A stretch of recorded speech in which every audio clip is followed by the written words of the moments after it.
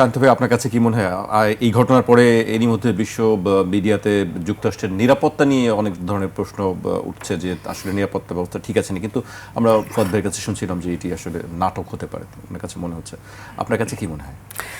হ্যাঁ, নাটক হতে পারে, আবার সত্য হতে পারে, কারণ আমেরিকারদের তো পাগলামির অভাব নাই। আর ঘটনাটা ঘটেছে ঠিক ওই রকম খুব টার্গেট কিলিংয়ের মতো করে খুব কাছে গিয়ে এমনও নয়। এটা হিলটন হোটেলে ছিল প্রোগ্রামটা, ওয়াশিংটনের হিলটন হোটেলে। এটা সাংবাদিকদের একটা প্রোগ্রাম ছিল যারা হোয়াইট হাউস কাভার করে, সেই করেসপন্ডেন্টদের প্রোগ্রাম হোয়াইট হাউসে না, কিন্তু প্রোগ্রাম ছিল হিলটন হোটেলে। প্রোগ্রামটা হোয়াইট হাউসের প্রোগ্রাম, কিন্তু প্রোগ্রামটা ছিল হিলটন হোটেলে। সেই হিলটন হোটেলের প্রোগ্রামে তার যে নিরাপত্তা চৌকি থাকে, নিরাপত্তা চৌকিতে গুলি করেছে এই হামলাকারী, এবং করার পরে তাকে পাকড়াও করেছে, পাকড়াও করে তাকে নিয়ে গেছে। এবং যিনি করেছেন উনি একজন শিক্ষক। সেই শিক্ষক আবার তার ইয়েতে দেখলাম, রিপোর্টে দেখলাম সেরা শিক্ষকের ইয়েও পেয়েছেন, তকমা পাও। তিনি মেকানিক্যাল ইঞ্জিনিয়ারিংয়ের ছাত্র হিসেবে পরবর্তীতে তিনি তার কাজের স্বীকৃতি হিসেবে স্থানীয় সংবাদ মাধ্যমে শিরোনাম হয়েছেন, বেশ প্রশংসিত হয়েছেন এই লেভেলের। অ্যান্ড আমেরিকা এমন একটা দেশ, ওইখানে আপনার দেখবেন যে খুব মেধাবীরা বা নানান কারণে হুটহাট এই বাচ্চাদের স্কুলে গিয়ে মাথা বিগড়ে যায়, গুলি করে কতগুলো বাচ্চাকে মেরে ফেললো।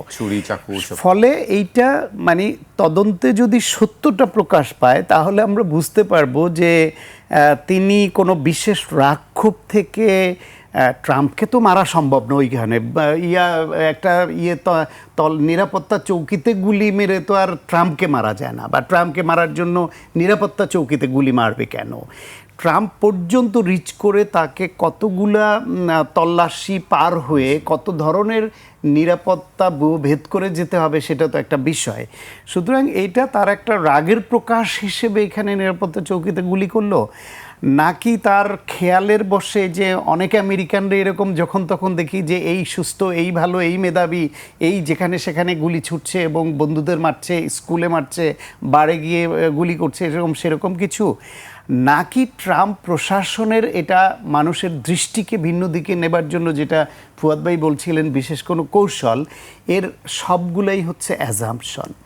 যদি এটা, যেহেতু তাকে গ্রেফতার করা হয়েছে, আটক করা হয়েছে, যদি এটা সঠিক তদন্ত হয় এবং সত্যটা প্রকাশ পায়, তাহলেই আমরা শুধু জানতে পারবো কি ঘটেছিল। আর সেটা না করে যদি তারা এটাকে গোপন রাখে বা তাদের মতো করে কোনো রিপোর্ট প্রকাশ করে, তাহলে এটা কোনো দিন আমরা হয়তো জানতেও পারবো না।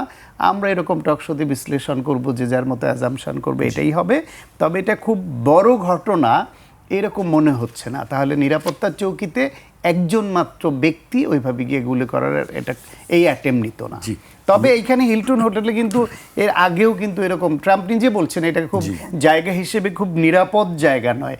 এর আগেও কিন্তু, এবার ডোনাল্ড ট্রাম্প তার পর্যন্ত গুলি পৌঁছায় নাই, এরা কিন্তু রোনাল্ড রিগানকে কিন্তু 1981 সালে এইখানে এই হিলটন হোটেলেই তিনি গুলিবিদ্ধ হয়েছিলেন এবং তার ফুসফুসে পর্যন্ত আক্রান্ত হয়েছিল, অনেক দিন হসপিটালে থাকতে হয়েছিল। ফলে এই হোটেলের এই ঘটনা আগেও আছে, সেটি হয়তো তার মাথায় কাজ করে থাকতে পারে।